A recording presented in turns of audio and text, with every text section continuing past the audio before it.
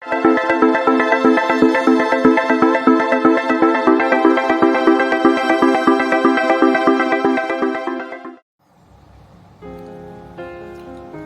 penerapan sistem manajemen keselamatan dan kesehatan kerja. Referensi PP nomor 50 tahun 2012 tentang pedoman penerapan sistem manajemen keselamatan dan kesehatan kerja.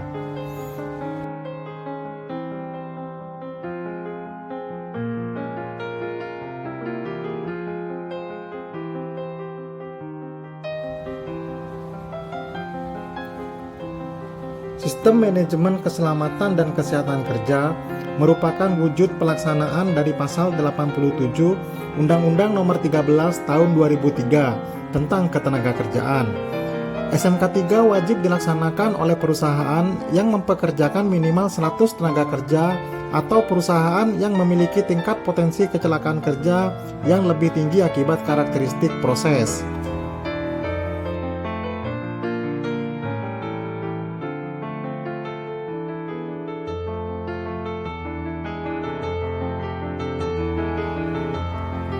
Sistem Manajemen Keselamatan dan Kesehatan Kerja atau biasa disingkat dengan SMK 3 merupakan bagian dari sistem manajemen perusahaan secara keseluruhan dalam rangka pengendalian risiko yang berkaitan dengan kegiatan kerja guna terciptanya tempat kerja yang aman, efisien, dan produktif. Keselamatan dan kesehatan kerja adalah segala kegiatan untuk menjamin dan melindungi keselamatan dan kesehatan tenaga kerja melalui upaya pencegahan kecelakaan kerja dan penyakit akibat kerja. Perusahaan atau organisasi yang akan ataupun telah menerapkan SMK 3 diharapkan dapat meningkatkan efektivitas perlindungan keselamatan dan kesehatan kerja yang terencana, terukur, terstruktur, dan terintegrasi. Kemudian, dapat mencegah dan mengurangi kecelakaan kerja dan penyakit akibat kerja dengan melibatkan unsur manajemen dan pekerja, dan juga perusahaan dapat menciptakan tempat kerja yang aman, nyaman, dan efisien untuk mendorong produktivitas. Tujuan penerapan SMK 3: 1. Meningkatkan efektivitas perlindungan keselamatan dan kesehatan kerja yang terencana, terukur, terstruktur, dan terintegrasi. 2. Mencegah dan mengurangi kecelakaan kerja dan penyakit akibat kerja dengan melibatkan unsur manajemen, pekerja atau buruh, dan atau serikat pekerja atau serikat buruh. 3. Menciptakan tempat kerja yang aman, nyaman, dan efisien untuk mendorong produktivitas. 4. Memberikan image baik kepada perusahaan dari pandangan pihak eksternal seperti masyarakat, pemerintah, klien, dan lain-lain. 5. Sebagai bentuk pemenuhan persyaratan bisnis dari pihak klien. Manfaat penerapan sistem manajemen K3. 1. Perlindungan karyawan. Tujuan inti penerapan sistem manajemen keselamatan dan kesehatan kerja atau K3 adalah memberi perlindungan kepada pekerja. Bagaimanapun, pekerja adalah aset perusahaan yang harus dipelihara dan dijaga keselamatannya. Pengaruh positif terbesar yang dapat diraih adalah mengurangi angka kecelakaan kerja.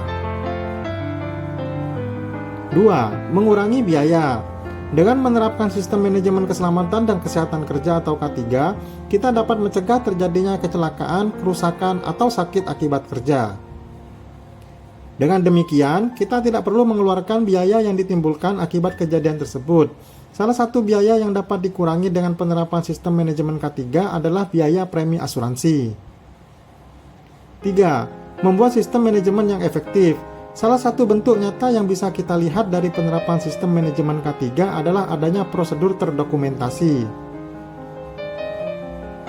Dengan adanya prosedur, maka segala aktivitas dan kegiatan yang terjadi akan terorganisir, terarah, dan berada dalam koridor yang teratur.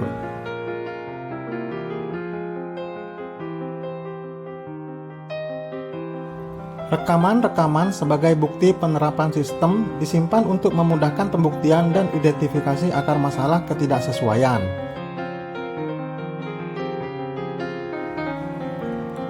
Tahapan penerapan sistem manajemen K3. Dalam menerapkan sistem manajemen K3, ada beberapa tahapan yang harus dilakukan agar SMK 3 tersebut menjadi efektif. Karena SMK 3 mempunyai elemen-elemen atau persyaratan-persyaratan tertentu yang harus dibangun di dalam suatu organisasi atau perusahaan.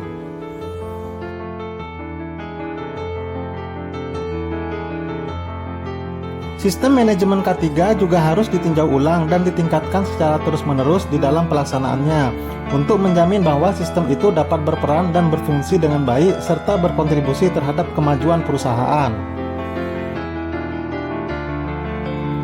Ada beberapa tahapan yang harus dilakukan dalam penerapan sistem manajemen K3, meliputi 1.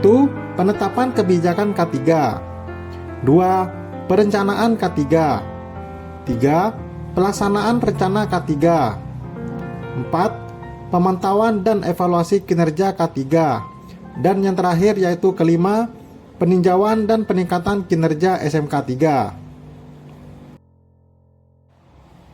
Penetapan kebijakan keselamatan dan kesehatan kerja.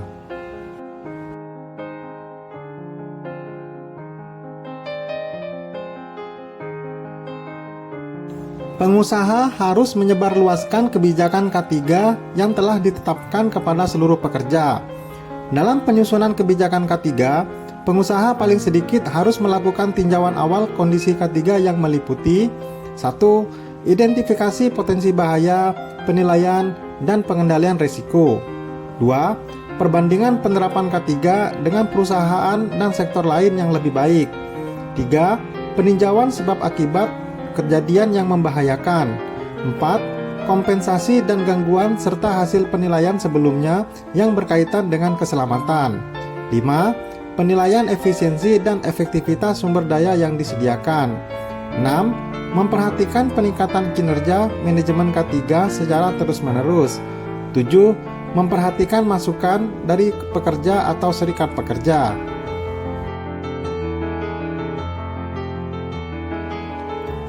Kebijakan K3 paling sedikit harus memuat A. Visi, B. Tujuan perusahaan, C. Komitmen dan tekad melaksanakan kebijakan, dan D. Kerangka dan program kerja yang mencakup kegiatan perusahaan secara menyeluruh yang bersifat umum dan atau operasional. Perencanaan keselamatan dan kesehatan kerja. Perencanaan K3 dimaksudkan untuk menghasilkan rencana K3. Rencana K3 ini disusun dan ditetapkan oleh pengusaha dengan mengacu pada kebijakan K3 yang telah ditetapkan. Dalam menyusun rencana K3 harus melibatkan ahli K3, panitia pembina K3, wakil pekerja, dan pihak lain yang terkait di perusahaan.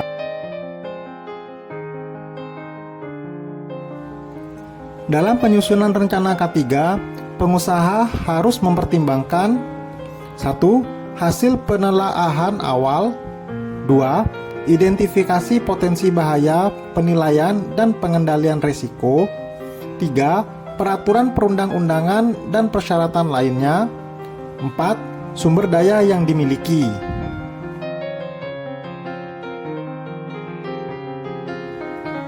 Rencana K3 paling sedikit memuat A. Tujuan dan sasaran, B. Skala prioritas, C. Upaya pengendalian bahaya, D. Penetapan sumber daya, E. Jangka waktu pelaksanaan, F. Indikator pencapaian, dan G. Sistem pertanggungjawaban.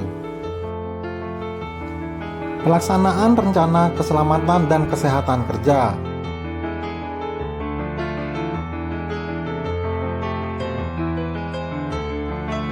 Berdasarkan rencana K3 yang telah ditetapkan, dalam pelaksanaannya pengusaha didukung oleh SDM di bidang K3, sarana dan prasarana.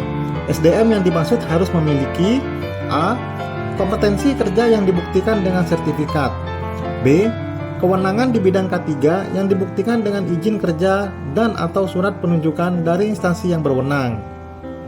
Sarana dan prasarana yang dimaksud minimal harus terdiri A. Organisasi atau unit yang bertanggung jawab di bidang K3, B. Anggaran yang memadai, C. Prosedur operasi, kerja, informasi, dan pelaporan serta perdokumentasian, D. Instruksi kerja.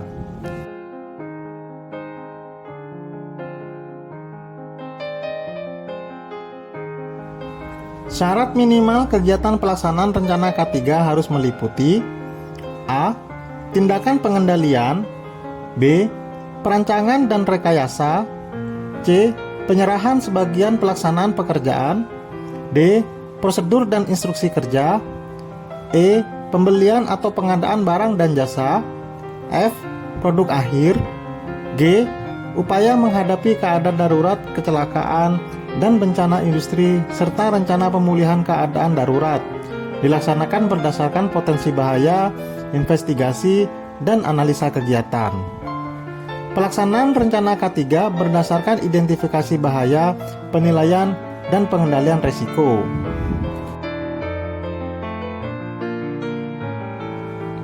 Pelaksanaan kegiatan oleh pengusaha harus A. Menunjuk SDM yang kompeten dan berwenang di bidang K3, B. Melibatkan seluruh pekerja, C. Membuat petunjuk K3 yang harus dipatuhi oleh semua penghuni perusahaan, D. Membuat prosedur informasi yang harus dikomunikasikan ke semua pihak dalam perusahaan dan pihak luar yang terkait, E.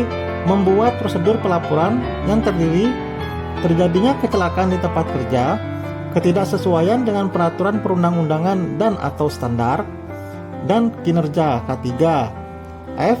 Identifikasi sumber bahaya. G. Dokumen lain yang diwajibkan berdasarkan peraturan perundang-undangan.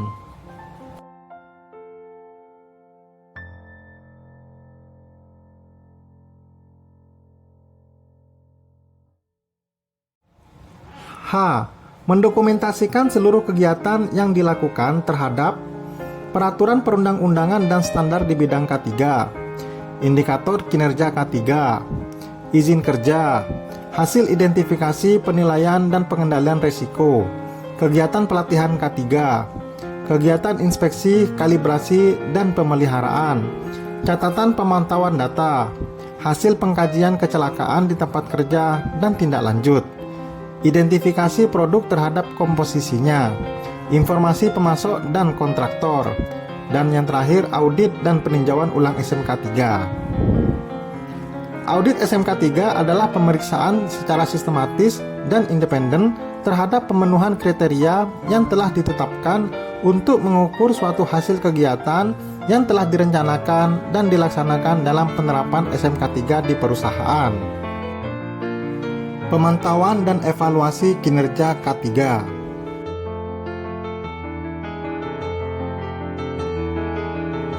Kegiatannya melalui pemeriksaan, pengujian, pengukuran, dan audit internal SMK 3 dilakukan oleh SDM yang kompeten. Jika tidak memiliki SDM yang kompeten, dapat menggunakan jasa pihak lain. Hasil pemantauan dan evaluasi kinerja K3 dilaporkan kepada pengusaha dan digunakan untuk melakukan tindakan perbaikan yang dilakukan sesuai ketentuan peraturan perundang-undangan.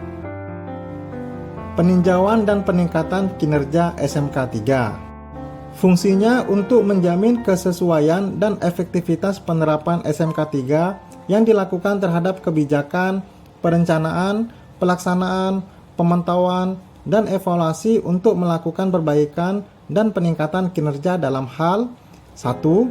Terjadinya perubahan peraturan perundang-undangan. 2. Adanya tuntutan dari pihak yang terkait dan pasar. 3.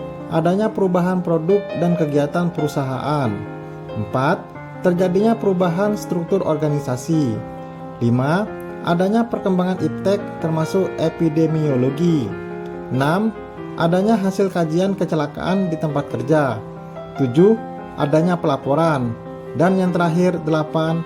Adanya masukan dari pekerja. Terima kasih sudah menonton video kita kali ini. Silakan simak video-video yang lainnya dari Hobi Ngajar. Jangan lupa like, komen, share, dan subscribe ya. Wassalamualaikum warahmatullahi wabarakatuh.